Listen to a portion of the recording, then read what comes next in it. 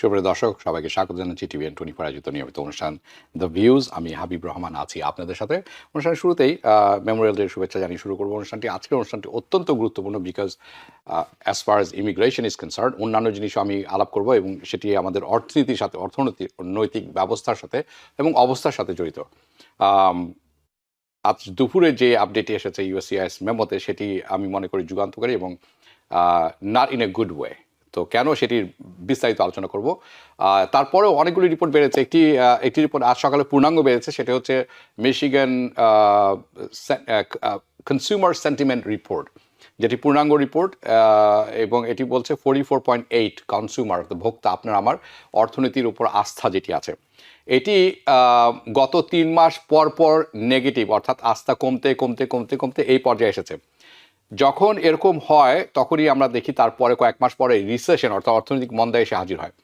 এখন সামনে কি হবে উই উইল সি, কিন্তু আমি এটুকু বলে রাখতে চাই, মিশিগান সেন্টিমেন্ট রিপোর্ট যেটি আছে এটি 1952 সাল থেকে শুরু হয়েছে। তখন থেকে তারা এই রেকর্ডটি রাখেন।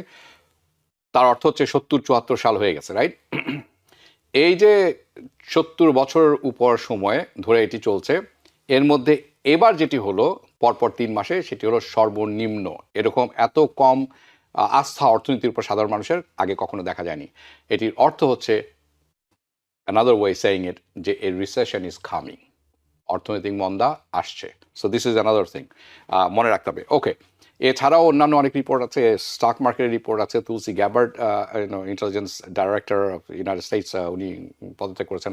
That has nothing to do with economy, অর্থনীতির সাথে। কিন্তু অর্থনীতির সাথে যে ব্যাপারগুলো জড়িত সেটি আমি এখন আলোচনা করে যাব। প্রথমে চলে যাব হাউজিং মার্কেটে। কারণ আছে, বন্ড মার্কেট ঊর্ধ্বগামী, 30 ইয়ার ট্রেজারি মার্কেট ঊর্ধ্বগামী। তার সাথে হাত ধরে চলে ইন্টারেস্ট রেট মর্গেজ, এবং মর্গেজ বাড়লে তার কি হবে?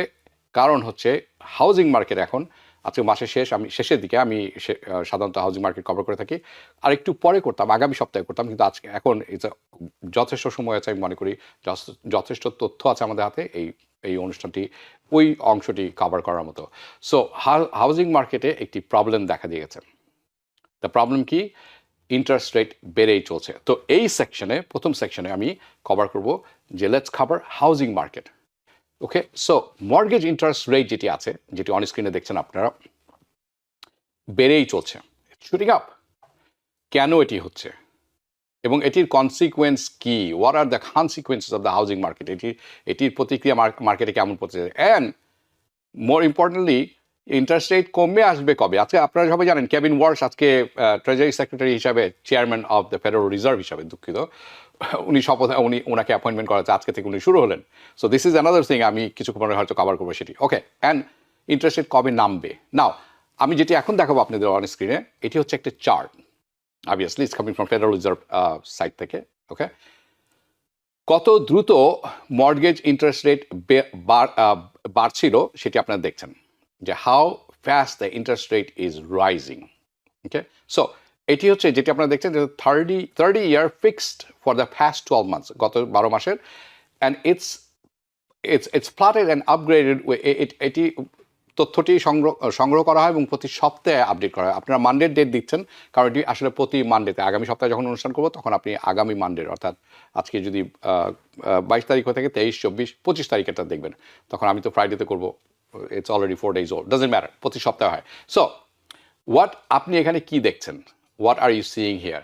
দ্য টেল এন্ড, শেষের দিকে যাচ্ছে, লাস্ট উইক যেটা আছে, যেটি ন্যাশনাল অ্যাভারেজ এখন এসে দাঁড়িয়েছে ইন্টারেস্ট রেট 6.36, 30 ইয়ার ফিক্সড মর্গেজের কথা বলছি।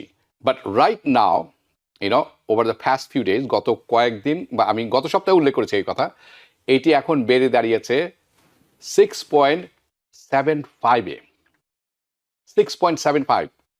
ওকে, সো অ্যাগেন এটি গত সপ্তাহের কথা, বাট আমরা যদি এখন আগামী সপ্তাহে যেটা বের হবে, আমি শিওর এটা আরও বেশি হবে। না, আমরা যদি এই গ্রাফটি এক্সটেন্ড করি, তখন আমরা বুঝে যাব যে এই গ্রাফটি, মানে আওয়ারসেলফ, আমরা নিজেরাই করি, যদি আমরা দেখি পরবর্তী গ্রাফটা, থ্যাংক ইউ, আমরা নিজেরাই বাড়িয়ে নিলাম। ওকে, কারণ আমরা জানি এখানে যাচ্ছে 6.75। ওকে, সো ইটস স্ট্রেট, যেটা আসছে, যেটি দেখছেন আপনারা, এটা স্ট্রেট কামিং ফ্রম ফেডারেল রিজার্ভের website. So this is where আপনি দেখবেন যখন আপডেটটা হবে আগামী সপ্তাহে, spiking to the level. Okay, in 1 week, এক সপ্তাহের মধ্যে। নাও আমি বলবো আপনারা একটা কনসিডারেশন নেবেন কয়েকটি জিনিস। আমরা কিন্তু মানে 6% নিচে ছিলাম কয়দিন আগে, যেখানে আপনি দেখছেন দাগ দেওয়া আছে, রাইট, ইন মার্চ, গত 6 সপ্তাহ আগে। সো সেখান থেকে বেড়ে 6.75% র্যাপিডলি বেড়ে গেল। এটা নর্মাল না, that's not normal mortgage interest rate. এবং জাস্ট আপনি যদি খালি just think about it, all this progress আমরা গত মানে যত বেশ কিছুদিন ধরে কিছু প্রগ্রেস হচ্ছিল, যে নিচের দিকে নেমে আসছিল, right, over past few years, একেবারে 2-2.5 মাসে এটা আনডান হয়ে গেল, completely gone. In 2.5 months is গন। যে প্রোগ্রেসটা আমরা করেছিলাম, can he make script for himself? He repeats words English and Bangla. Abdullah, go to hell. This is not for your program. This, if you don't use certain English word in your program, that will change the meaning. And for you, it's better you go back to Bangladesh, put your head under the sand and pretend the world is dark. Okay? This is where you belong. You don't belong here. আপনি এই দেশে একেবারে অচল বাতিল মাল, আপনি যদি কিছু হবে না এখানে, চাকরিও পাবেন না, ইংরেজিও বলবেন না, আপনি বড় জোর কী করতে পারবেন আমি জানি না, রাস্তায় হয়তো কিছু বিক্রি টিক্রি করতে পারেন, তারপর আপনি ইংরেজি কীভাবে বলবেন, বাংলাদেশের কাছে বিক্রি করবেন জিনিসপত্র?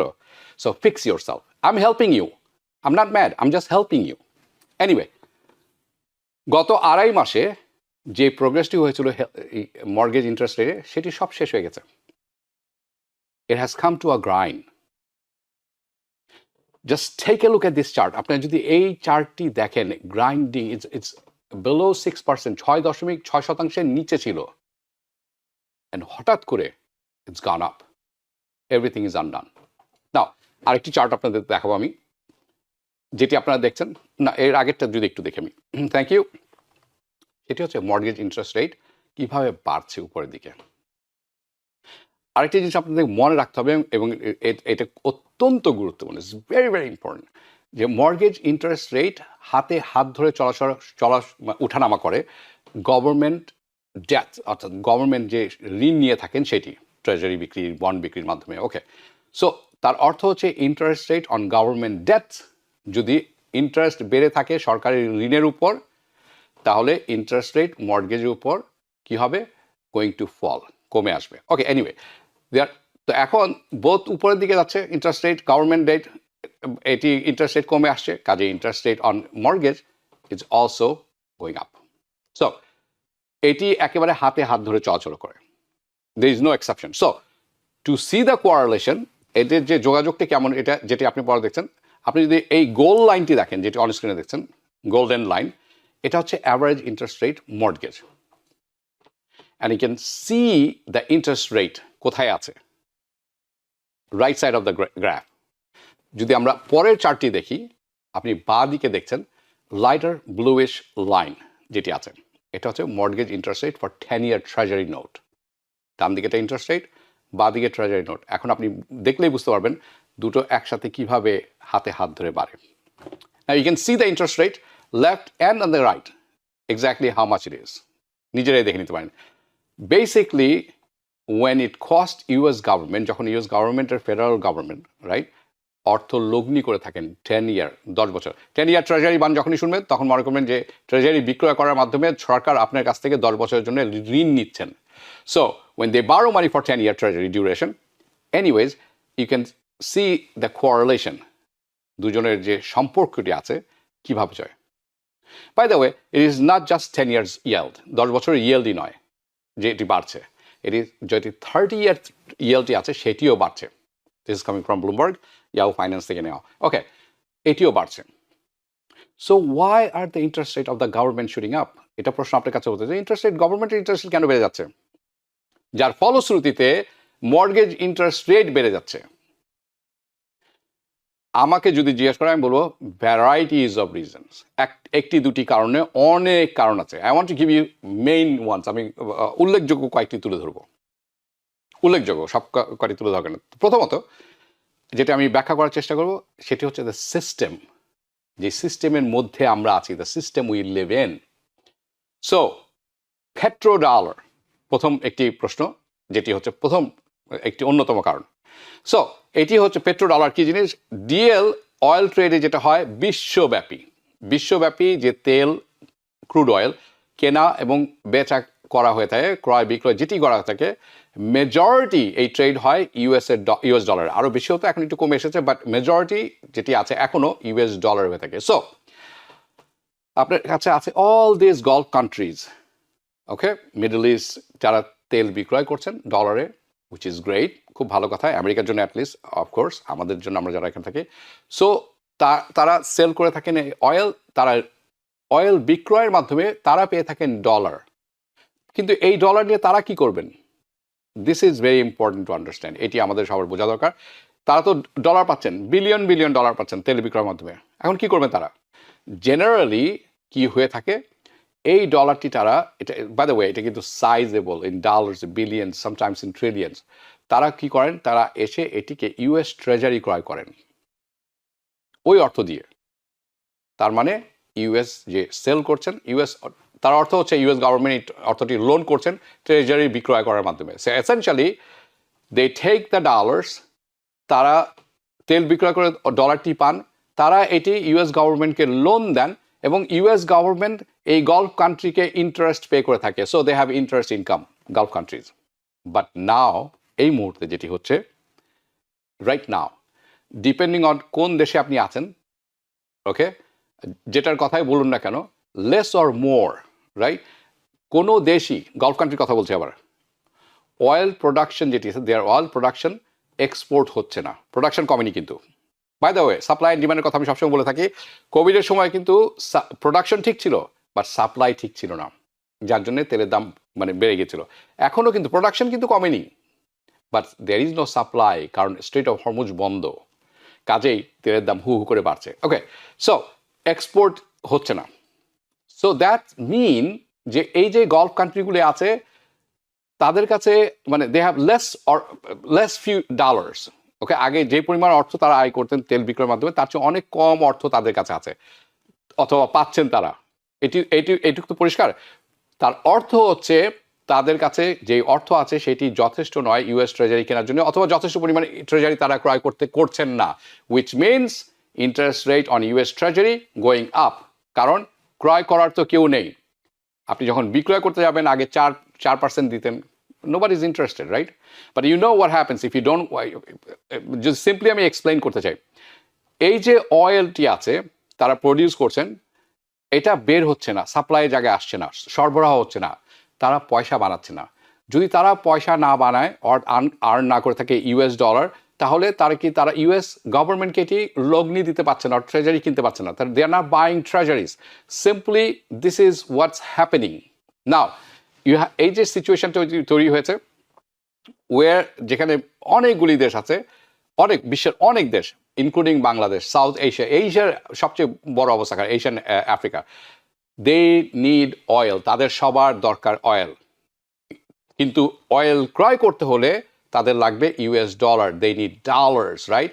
So what do you do, আপনি কী করবেন এখন? তারা কি করেন, ওই সমস্ত দেশ, এই যে এশিয়ার যত দেশ আছে তাদের হাতে তো ডলার নেই এখন, তারা কি করছেন, ইউএস ট্রেজারি যেটি আছে বিক্রয় করে দিচ্ছেন গভর্নমেন্টের কাছে, সেলিং ইট ব্যাক, যাতে করে তারা ডলার পান হাতে, যেটি দিয়ে তারা তেল ক্রয় করবেন। Okay, but when they sell their treasury, যখন তারা এই ট্রেজারিগুলো সেল ব্যাক করে দেন ইউএস এর কাছে, এর কজ কি হয়? এর হচ্ছে প্রাইসটা, এই cause is the price of US government bond, right, US treasury পড়ে যাবে, কারণ বিক্রেতারা যদি খুব দ্রুত ছাড়তে থাকেন তার তো ডিম্যান্ড কমে আসে, তার মূল্য কমে আসে এবং তার ইন্টারেস্ট রেটও কমে আসে।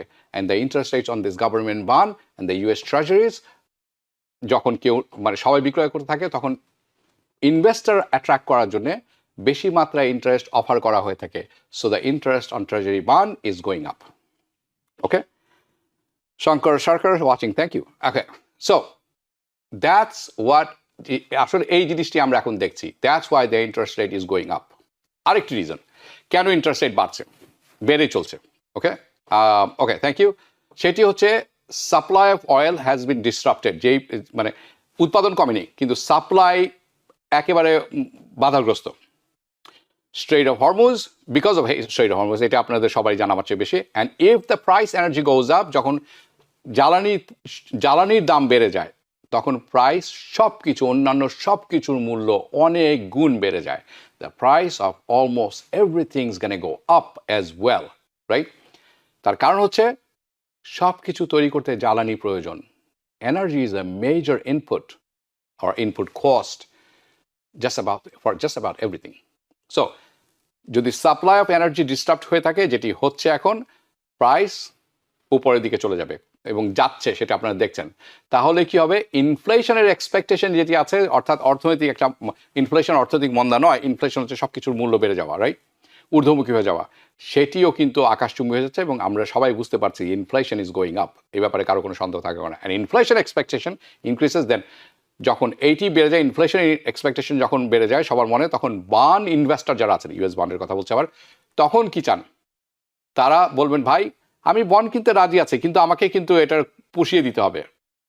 I want to be compensated for this, আমাকে হায়ার ইন্টারেস্ট রেট দিতে হবে। কেন? আমি যদি ইউএস সরকারকে লগ্নি দিতে চাই, আমি কেন লগ্নি দিব এই অবস্থায়? তোমাদের বন্ড তো নিচের দিকে, নিম্নগামী। So that make sense, right? তখন ইউএস গভর্নমেন্ট কি করবেন?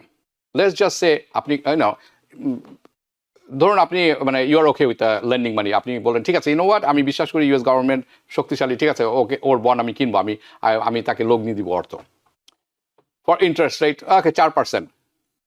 বাট নাও আপনি যে অবস্থাটি দেখছেন, what's going on around you, বিশ্বব্যাপী আপনি দেখছেন ইনফ্লেশন বেড়ে যাচ্ছে, আপনি এই অর্থ কেন 4% হারে দিবেন আপনি ইউএস গভর্নমেন্টকে? আপনি দিবেন না, কেউ ইন্টারেস্টেড হবে না এই বন্ড কেনার ক্ষেত্রে। তখন ইউএস গভর্নমেন্ট বলে, ইউ নো হোয়াট, এটি 5% করে দিলাম। ইন দ্যাট সিচুয়েশন আপনি বলবেন, ইউ নো হোয়াট, আমি ইনফ্লেশনের টাকাটা লস করতে রাজি না, I don't want to you know, কারণ যদি 4% হয়ে থাকে, আমি ইউএস সরকারকে 4% শতকরা হারে লোন দিতে রাজি না, because you can lose it to inflation. But যখন এটা হবে 5%, আপনি তখন বলবেন, ইউ নো হোয়াট, আমার মোটামুটি ক্ষতিপূরণ হয়ে যাচ্ছে এবং আমার ডলারটাও ঠিক থাকছে, আমি আরও বেশি পয়সা পাচ্ছি। Otherwise what's can happen, you are going to underperform for inflation and you are going to losing money in terms of real purchasing power, যদি ইট মেক সেন্স, রাইট? আপনার তো ডলারের মূল্য কমে আসবে। ওকে, সো আপনি কি করবেন? What you want your it's compensation, যখন আপনার হায়ার হয়ে যায়, তখন rate of inflation, you know, in order for you to truly come ahead, আপনি যখন বলবেন যে 5% দিব, তখন আপনি রাজি হবেন যে ইউ নো হোয়াট, আমি ঠিক আছে, আমি সামনে যাচ্ছি, রাইট? সো ইনফ্লেশন এক্সপেকটেশন যেটি আছে, এটি কিন্তু বাড়ছে, বেশ বাড়ছে। দেয়ারফর ইন্টারেস্ট রেট, যে গভর্নমেন্টের ডেট আছে, সেটিও রিপ্রাইসিং করা হচ্ছে, অর্থাৎ সেটির মূল্য বেড়ে যাচ্ছে। ওকে, ফাইন। সো আমি এই পর্যন্ত যেটা বললাম, যেটা হ্যাপেনিং হচ্ছে right now, what is happening, mortgage interest rate তার সাথে হাতে হাত রেখে বেড়ে যাচ্ছে, এবং আমি চেষ্টা করব এক্সপ্লেইন করার কেন এটা হচ্ছে, why is it happening. It's because interest rate on the government bond উপরের দিকে যাচ্ছে। এই একেবারে সোজা, অনেকবার বললাম, আবার রিপিট করছি, এই দুটি দে আর কোরিলেটেড, তারা একেবারে হাতে হাত ধরে উঠে। অ্যান্ড আপনি যদি ড্রিল ডাউন করেন যে কেন এটা হচ্ছে, why interest rate on government bond is going up, okay, now I want to give you a consequence. এটা তো আপনি ব্যাখ্যা তো দিলাম, কনসিকুয়েন্সটা কি এটার, of higher mortgage rate in the housing market? Consequence তো হবে, হাউজিং মার্কেটের ইন্টারেস্ট রেট বেড়ে যাচ্ছে, এটা তো কনসিকুয়েন্স কোথাও না কোথাও দেখা যাবে। Okay, so here is the biggest point, বড় বড় পয়েন্টগুলো এটি, এবং take away. Higher mortgage rate যখন হয়, তখন এটি কি করে, অ্যাফোর্ডেবিলিটি, আপনার আমার অ্যাফোর্ড করার যে ইয়াটা আছে, অ্যাফোর্ড করার যে অ্যাফোর্ডেবিলিটিটা আছে, সেটি কমে আসে। ইটস গোয়িং, তাহলে কি হবে, সেলস স্লো হয়ে আসবে। তাহলে কি হবে, কম সংখ্যক বায়ার মার্কেটে থাকবে, কারণ সবার পক্ষে আর কেনা সম্ভব হবে না, আপনার করার ক্ষমতার বাইরে চলে যাচ্ছে। অ্যাজ এ ফিউর বায়ার, কারণ খুব কম সংখ্যক বায়ারই কোয়ালিফাই করবেন ব্যাংকে, তার কারণে কি হবে, ইনভেন্টরি বেড়ে যাবে, এবং তারপরে কি হবে, it's going to have a headwind for the home prices. অর্থাৎ আই মিন ইউনো, এটি আমি অনেকবার আগেও বলেছি, but it doesn't necessarily mean যে বাড়ির দাম নিচে পড়বে বা কমে আসবে। এর অর্থ হচ্ছে বাড়ির দাম বাড়বে, যদি বাড়তে ছিল, এখন বাড়ছে সব কিছু, সেইভাবেই বাড়তে থাকবে। কিন্তু এই আপওয়ার্ড ট্র্যাজেক্টরি যদি এরকম হয়ে থাকে, যতটা উপরে যাওয়ার কথা ছিল ঠিক ততটা উপরে যাবে না, as high as they would have. যদি লোয়ারের দিকে যেতে থাকে, যত দ্রুত লোয়ারে যাচ্ছিল তত দ্রুত লোয়ারে যাবে না। And if the home price is going down, then you are going downward trajectory, then আপনি মনে রাখবেন এটা নিচের দিকে যাবে, right, compare to going upward environment. তখন কি হবে?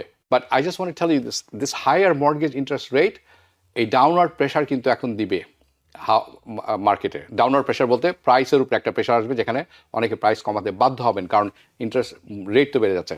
বাই দ্য ওয়ে, এটি কিন্তু সবার জন্য প্রযোজ্য না, আমাদের বাংলাদেশি কমিটির জন্য একেবারেই প্রযোজ্য না। 6% 7% আপনার হাতের মোয়া, উই ডোন্ট কেয়ার। আমরা 9%, 10%, 11% কেয়ার করি না, কিন্তু আপনি যখন ভালো করে এক্সামিন করবেন তখন কেয়ার করবেন। এনিওয়ে, বাট ঠিক আছে, ডাউনওয়ার্ড প্রেশার দিবে, বাড়ির দাম কিছুটা কমে আসবে, তার অর্থটা কি? Is it going to collapse? Market কি ধসে পড়বে, housing market, in terms of price? We are not even middle of spring, আপনারা মে, আমরা middle of May, in the end of May এখন, রাইট? অ্যান্ড আপনাকে মনে রাখতে হবে most recent housing market data গত এপ্রিলে, যেটা আমি বলেছিলাম, হ্যাঁ, so for the month of April, housing price আমেরিকাতে অ্যাভারেজে বেড়েছে 0.2% ওভার 1 মান্থ। এবং home price, okay, nationally, this is nationally, and the home prices যেটি আছে 2.1% বেড়েছে গত বছরের তুলনায় এই বছরে। মাসেও বেড়েছে 0.2%, গত বছরের তুলনায় 2.1%। Home price is not crashing, এটি কোনোভাবে ক্র্যাশ করছে না। As a matter of fact, এটা এখনও উপরের দিকেই যাচ্ছে। I mean, I don't think you can, আপনারা কেউই ডিনাই করবেন যে home prices are still very very expensive. আপনি স্পেশালি আপনার পছন্দের বাসা, পছন্দের এরিয়া, পছন্দের মতো স্কুল যদি হয়ে থাকে, তাহলে তো কথাই নেই। Home prices have not crash, ন্যাশনালিও এটি কমে আসেনি কোথাও, টু দ্য পয়েন্ট যেখানে আমরা বলবো oh my god, home prices are affordable, এমনভাবে কমে আসেনি যে আপনি বলবেন যে হোয়াট কমেছে, ভালো, এখন অ্যাফোর্ড করতে পারবো না। ওই সিচুয়েশন আমরা কোথাও কাছাকাছি নয়। হোমস আর চিপ আপনি বলতেই পারবেন না, প্রশ্নই ওঠে না। সো ইটস নট, এরকম আমরা শুনি, হ্যাঁ, 2-4 জায়গায় আমরা শুনছি, বাট ওখানে আপনি যাবেনও না, ক্রয়ও করবেন না কিছু। সো জাস্ট কিছু প্রাসঙ্গিক সিচুয়েশন তুলে ধরলাম আর কি। So this is the average interest rate of 30-year fixed mortgage right now. This is straight আসছে ফেডারেল রিজার্ভের সাইট থেকে। Currently 6.75% right now. And this chart যেটি আপনারা দেখেন, এটা হলো গত 5 বছরের চার্ট। ইয়েস, 6.75%, এটি হাই, রিলেটিভলি স্পিকিং, ঠিক আছে, high, okay, there is no doubt, কোনো ব্যাপার নেই, কোনো সন্দেহ নেই। স্পেশালি যদি আমরা, আপনাদের অনেকেই 3%, 3.5%, 4%, I know people who has 2.78% এরকম আছে, মানে অনেকে স্টিল হ্যাভ, যাদের তাদের মর্গেজ তাদের তুলনায় হাই, কিন্তু still not that high. However, আমরা দেখেছি 6.75% বিফোর, এর আগেও আমরা দেখেছি, এটা যথেষ্ট ছিল না। 6.75%, 7%, আই মিন আমরা কিন্তু ক্লোজার টু 8% দেখেছি ইন 2023-তে। কিন্তু হাউজিং মার্কেট কিন্তু স্লো হয়নি, it didn't crash home prices. So again, this is definitely going to be a headwind for the US in terms of home prices. অর্থাৎ home price যে হারে বাড়ছিল সেই হারে বাড়বে না, একটু কম বাড়বে। বাট কোনোভাবে কি মার্কেট পতন ঘটবে data point alone? I don't think so. মানে এটা হবে ওয়াইল্ডেস্ট ড্রিম। নাও অ্যানাদার থিং, আরেকটা যেটা হচ্ছে, সেটা হচ্ছে I want to address this just যাতে আমরা সবাই জানি। হ্যাঁ, কয়েকদিন আগে, বেশ কিছুদিন আগে, আমার মনে হয় 4-5 দিন আগের কথা, যে মর্টগেজ ডেলিনকুয়েন্সি, অর্থাৎ দেউলিয়া যারা দিতে পারছেন না মর্টগেজ, এরকম আছে যারা, ওকে, এটি কিন্তু বেড়েছে, রাইট?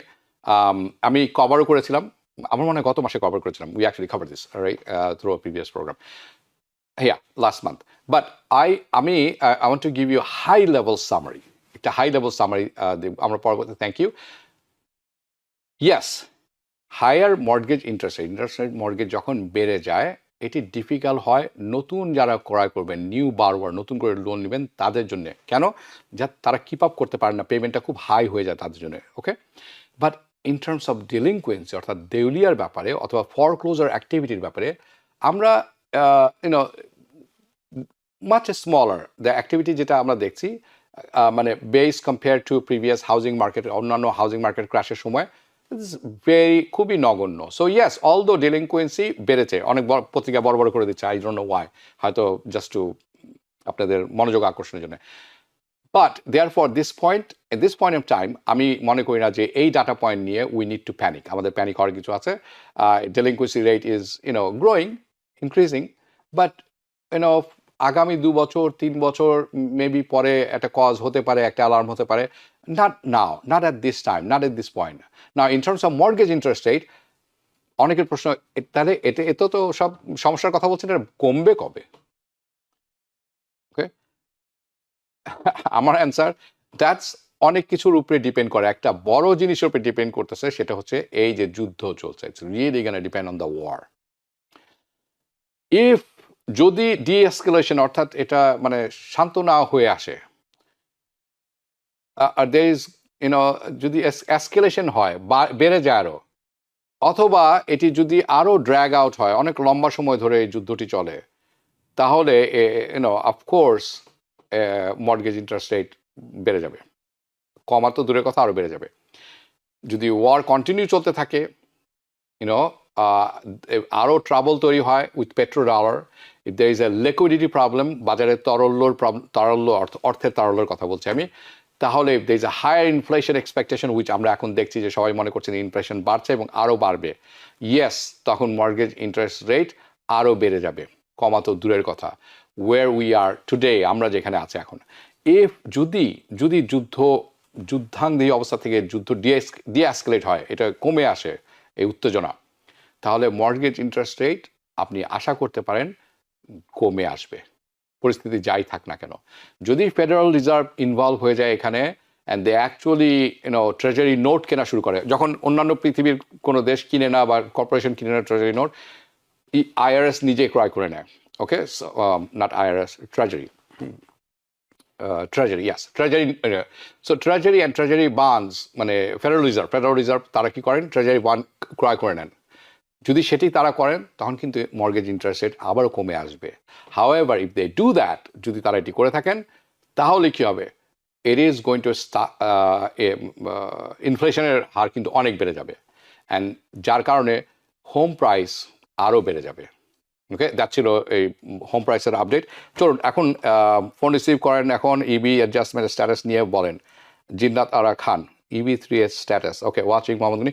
ওকে, হোয়াট, আমি স্টক মার্কেট আপডেট দিতে চাচ্ছিলাম, কিন্তু স্টক মার্কেট আপডেট আমি এড়িয়ে যাব। চলুন ইমিগ্রেশন যাই, আমি স্টক মার্কেট সময় থাকলে পরে তুলে ধরবো। Let's go to immigration.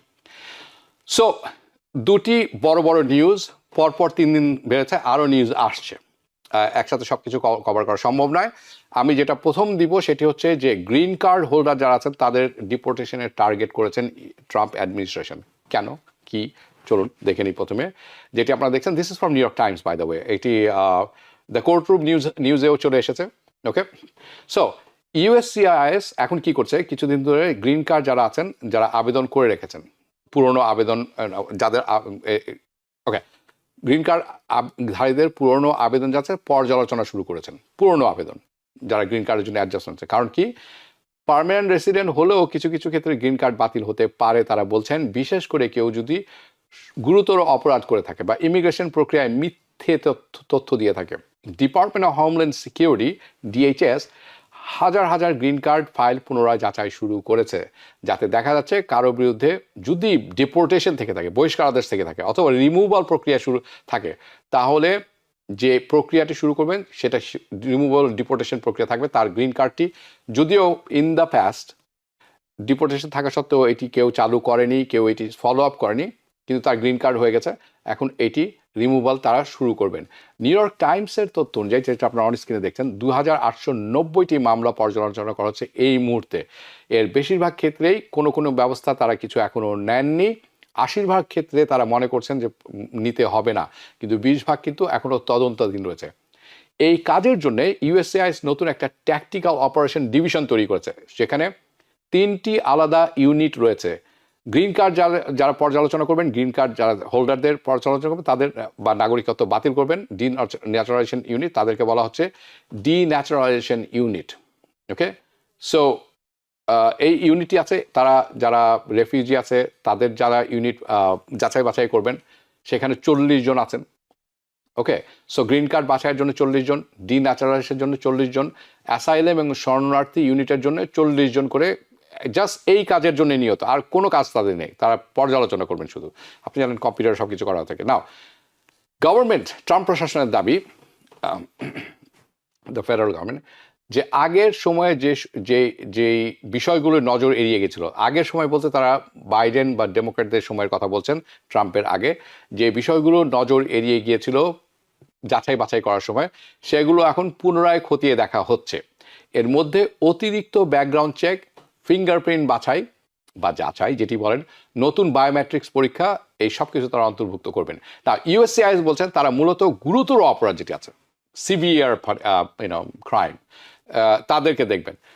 এই সিভিয়ার ক্রাইম তারা কয়েকটি ভাগে ভাগ করেছেন, আমি উল্লেখযোগ্য 3টি তুলে ধরছে। একটি হচ্ছে ডোমেস্টিক ভায়োলেন্স, একটি হচ্ছে DUI, আরেকটা ড্রাগ বা মাদক সংক্রান্ত অপরাধ যারা গ্রিন কার্ড করেছেন অথবা গ্রিন কার্ড পাওয়ার সময়ে তাদের দেয়া তথ্য মিথ্যে মনে হয়েছে, মিথ্যে কথা বলেছেন, তাদের দেয়া বেশ কিছু তথ্য মিথ্যে এবং তাদের ব্যাপারে মিথ্যে অভিযোগ রয়েছে, তাদের দিকে সবচেয়ে বেশি নজর দেওয়া হচ্ছে। তবে এর মানে এই না যে দেশে যারা সব গ্রিন কার্ডধারী আছেন সবার ফাইল একবারে করে খোলা হচ্ছে, এর অর্থ কিন্তু এরকম নয়। এখন পর্যন্ত এই প্রক্রিয়াটি আমি যতটুকু বুঝতে পেরেছি, দেখতে পেরেছি, জানতে পেরেছি, সীমিত সংখ্যক নির্দিষ্ট মামলার মধ্যেই রয়েছে। যদি আপনি হঠাৎ করে ইউএসসিআইএস, আপনার কাছে গ্রিন কার্ড আছে, আপনি হঠাৎ করে ইউএসসিআইএস এর কাছ থেকে একটা ইন্টারভিউ পান, অথচ আপনার কোনো পেন্ডিং অ্যাপ্লিকেশন নেই, কারণ আপনার কাছে তো গ্রিন কার্ডই আছে, আপনি নতুন করে N-400 করেননি, কিছুই করেননি। যদি আপনি সেরকম কেউ হয়ে থাকেন, আপনার কোনো পেন্ডিং অ্যাপ্লিকেশন নেই, তাহলে আপনি যখন এরকম চিঠি পাবেন, আপনি মাস্ট একজন ইমিগ্রেশন আইনজীবীর সাথে যোগাযোগ করতে হবে, সম্ভব হলে আইনজীবীকে সঙ্গে নিয়ে ইন্টারভিউতে যাবেন। নাও যে adjustment of status memo update, এটা আমি আসবো এখন। ওকে, আক্তার আইরিন, হাবিব ভাই অ্যাসাইলাম কি কোথায় পে করতে হবে, লিঙ্কটা দেওয়া যাবে? আচ্ছা, দিয়ে দিব, অসুবিধা নেই, আপনি অনুষ্ঠান শেষেও আমি দিয়ে দিব আপনাকে। ওকে, আজকে যখন আজকে সকালে যে মেমোটি আপডেট করেছে, আমি এটি একটু দেখাতে চাই আপনাদের কাছে। ওকে, যেটি আপনারা এখন দেখছেন সেটি আমি একটু পরে বলবো। সেটি হচ্ছে যে এটা, আচ্ছা এটা একটু বলে দিই, যারা আইটিন দিয়ে IRS ফাইল করেছেন, ট্যাক্স ফাইল করেছেন বা ব্যাংক অ্যাকাউন্ট খুলেছেন, তাদের উপর এখন ক্র্যাকডাউন করা হচ্ছে। This is from the website, white হাউসের ওয়েবসাইট থেকে এটি আসছে। ওকে, এখন তারা বলছেন যে সমস্ত মানুষের গ্রিন কার্ড নেই, সিটিজেনশিপ নেই, অথবা কোনো রকম স্ট্যাটাস নেই, তাদের যে ব্যাংক অ্যাকাউন্ট আছে, এগুলি সব তথ্য তারা চেয়ে পাঠিয়েছেন। এখন এইগুলো তারা তুলে নিয়ে আসবেন। এটা বিস্তারিত আমি আগামী সপ্তাহে আরও তুলে ধরবো। ওকে, সো এটা আমরা সরিয়ে দিয়ে এখন আমি যেটা দেখতে চাচ্ছি, দিস ইজ মোস্ট ইম্পর্টেন্ট, আমি মনে করি যেটি আপনারা দেখছেন সেটি সরাসরি আসছে USCIS এর ওয়েবসাইট থেকে। এটিতে তারা বলছেন কি, তারা বলছেন যে অ্যাডজাস্টমেন্ট অফ স্ট্যাটাস, অর্থাৎ গ্রিন কার্ড পাওয়ার যে প্রক্রিয়াটি আছে, অনলি তারা দিবেন এক্সট্রা অর্ডিনারি সার্কামস্ট্যান্সেসের ভিত্তিতে। What does that suppose to mean? Okay, so এই যে মেমোটা মানে অ্যাডজাস্টমেন্ট অফ স্ট্যাটাস মেমো মানে আপডেট করা হয়েছে, এটি আসলে আমি বলবো এটি এখন আরো অনেক ভয়ঙ্কর হয়ে গেছে, বিপদ, মানে the adjustment of status gut a lot more dangerous. আপনি একটু ধরে নিতে পারেন। না, ইমিগ্রেশন যে রিলিজটি করেছে আজকে সকালে পলিসি মেমোতে, তারা খুব জোর দিয়ে এমফেসাইজ করছেন যে অ্যাডজাস্টমেন্ট অফ স্ট্যাটাস এটি আর কোনো রাইট নয়, আপনার কোনো রাইট নাই, আপনার কোনো এখানে অধিকার না। তারা বলছেন they are no longer saying that adjustment of status একটা নর্মাল প্রসেস এখন, এটা তারা বলছেন না। তারা বলছেন they are no longer saying that adjustment of status is a normal process to get a green card. এটি আর তারা নর্মাল প্রসেস বলছেন না গ্রিন কার্ড পাওয়ার ক্ষেত্রে। তারা কি বলছেন? তারা আশা করছেন যে এভরিবাডি, সবাই যারা, বাই দ্য ওয়ে এটা নিউ ইয়র্ক টাইমসও আজকে খুব বড় সড়ো করে এসেছে। ওকে, দেখে নেবেন আপনারা, just search it, you will find it. আমি কিছু ব্যাখ্যা তুলে ধরবো। ওকে, সো তারা কি বলছেন? They are expecting everybody to process the green card যারা গ্রিন কার্ড আমেরিকাতে প্রসেস করছেন, সবার ক্ষেত্রে এই জিনিস প্রযোজ্য হবে। আরেকটু ভেঙে বলবো কিছুক্ষণের মধ্যে। নাও কি বলছেন তারা এক্সপেক্ট করছেন যারা সবাই আছেন গ্রিন কার্ড প্রসেস হবে ইন দ্য USA, তাদের প্রসেসটি এখন হবে বিদেশের তাদের অ্যাম্বাসিতে। অর্থাৎ আপনি যদি আমেরিকাতে গ্রিন কার্ড অ্যাডজাস্টমেন্ট অফ স্ট্যাটাসে আছেন, আপনাকে আর এখানে অ্যাডজাস্টমেন্ট করতে দেওয়া হবে না, আপনাকে যেতে হবে দেশে, বাংলাদেশে, আপনাকে সেখান থেকে অ্যাডজাস্টমেন্ট করে নিয়ে আসতে হবে। Not just your status, okay, this is a huge philosophical shift, যেই প্রসেসটি ছিল সম্পূর্ণভাবে এখন বদলে গেল এটা ফর দ্য ইউএস ইমিগ্রেশন। তার কারণ হচ্ছে বছরের পর বছর, দশকের পর ধরে অ্যাডজাস্টমেন্ট অফ স্ট্যাটাস যেটি আছে থ্রু ম্যারেজ, স্পেশালি আপনি যদি বিবাহের মাধ্যমে গ্রিন কার্ড পেয়ে থাকেন inside United states, very common একটা সিনারিও। ওকে, সো আমি অনেকের সাথে কথা বলেছি, আমি একজন লয়ারের সাথে কথা বলছিলাম, বললো যে ওনার গত 50 বছরের হিস্ট্রিতে উনি এরকম কখনো সিনারিও পান নাই। ওকে, ইউএসসিআইএস ইজ বেসিকলি বলছেন ইমিগ্রেশন অফিসারদের যে সব কিছু everything scrutinize every adjustment case. Plain ইংরেজিতে বললে এটা বোঝা যাবে না, অর্থাৎ তোমরা সব কিছু দেখবা নেগেটিভ চোখে, যে এই যে এটা অ্যাপ্লাই করা আছে, ধরে নিবে এটা আমরা ডিনাই করব, নেগেটিভভাবে দেখো, এইভাবেই শুরু করো কেস। মেমো স্পেসিফিকলি বলছে ইমিগ্রেশন অফিসারদের যে look everything negatively at people যারা ওভার স্টে করেছে, স্পেশালি যারা ভিসা ওভার স্টে করেছেন। এখানে আরেকটি খুব গুরুত্বপূর্ণ বিষয় আপনাদের মনে রাখতে হবে, যারা ওভার স্টে করেছেন ভিসা, যাদের ভিসা ভায়োলেশন স্ট্যাটাস ভায়োলেশন আছে, যাদের যেই সব মানুষের আনঅথরাইজ এমপ্লয়মেন্ট আছে, অর্থাৎ তাদের এমপ্লয়মেন্ট অথরাইজেশন ছিল না, তারা কাজ করেছেন আনঅথরাইজ, যেই সব মানুষ এখানে কন্ডাক্ট করেছেন inconsistent with their visa purpose, অর্থাৎ আপনি যেই ভিসা নিয়ে এসেছেন এই ভিসার সাথে পরবর্তীতে আপনার যে স্টেটা এখানে আছে এটা কনসিস্টেন্ট, সামঞ্জস্যপূর্ণ নয়, এই সব কিছু ক্ষেত্রে আমেরিকান সিটিজেন বিয়ে করলেও আপনাকে নেগেটিভ হিসাবে দেখা হবে প্রথমে। নাও ইমিগ্রেশন ইজ অলসো এমফেসাইজ করছেন প্রি কনসিভড ইনটেন্ট, এটি একটি কঠিন শব্দ কিন্তু এটা খুব জোর দিয়ে তারা বলছেন প্রি কনসিভ ইনটেন্ট। আমি আসছি এবং আমি সম্পূর্ণ ব্যাখ্যা করব, এটার উপরে তারা খুব হ্যাভিলি ডিপেন্ড করছেন। সো আপনাদের অনেকে মনে আছে যে পুরাতন একটি 90-day রুল আছে, রাইট? আপনি এই দেশে যদি আসেন 90 দিন পরে যদি আমেরিকান সিটিজেনকে বিয়ে করেন, গেট ম্যারিড ইন 90 days, আমরা এই ব্যাপারে অনেকবার কথা বলেছি, and maybe it's okay, you are done, right? This is garbage now. আপনি দেশে এসেছেন ভিসা নিয়ে, আপনি 90 দিন পরে একজন আমেরিকান সিটিজেনকে বিয়ে করেছেন, this is forget it, it is done. We honestly do not know yet, এখন পর্যন্ত আমরা জানি না, even the USCIS is going to effectively ignore এই যে 90-day রুলটি আছে, সামথিং কমপ্লিটলি ডিফারেন্ট। কিন্তু আমি একটা এক্সাম্পল দিয়ে বললাম, তার কারণটা কি, বিকজ এই মেমো স্ট্রংলি সাজেস্ট করছেন যে অথবা start asking what was your real intention যখন আপনি এই দেশে এসেছেন, what was your real intention when you come to this country. অর্থাৎ আপনি ধরে নেন আপনি এই দেশে এসেছেন স্টুডেন্ট হিসাবে, আপনি এরপরে অ্যাসাইলেম মেরে দিলেন, অ্যাসাইলেম ফাইল করে দিলেন, আপনার যখন অ্যাডজাস্টমেন্টের জন্য ডাকা হবে তখন তারা দেখবে যে আপনার ইন্টেনশনটা কী ছিল। আপনি পড়ালেখা করতে এসেছেন কিন্তু আপনি কী করলেন, পরে অ্যাসাইলেম করে দিলেন, ওকে, কি পড়ালেখা করেছেন কিনা। আপনি যদি প্রমাণ করতে না পারেন যে আপনি পড়ালেখা করেননি, এটা কোনো ইন্টেনশন আপনার ছিল না, আপনার কেস ভুলে যেতে পারেন আপনি। ওকে, আপনি টুরিস্ট হিসেবে এদেশে এসেছেন, তারপরে আপনি কোনো আমেরিকান সিটিজেনকে বিয়ে করেছেন, এটা তারা দেখবে যে ইন্টেনশন, আপনি কি বলে এসেছেন এই দেশে, আপনার ইন্টেনশন, নিয়তটা কী ছিল, আপনার উদ্দেশ্যটা কী ছিল, ট্যুরিস্ট হিসাবে এসে ঘুরে চলে যাওয়া নাকি থেকে যাওয়া।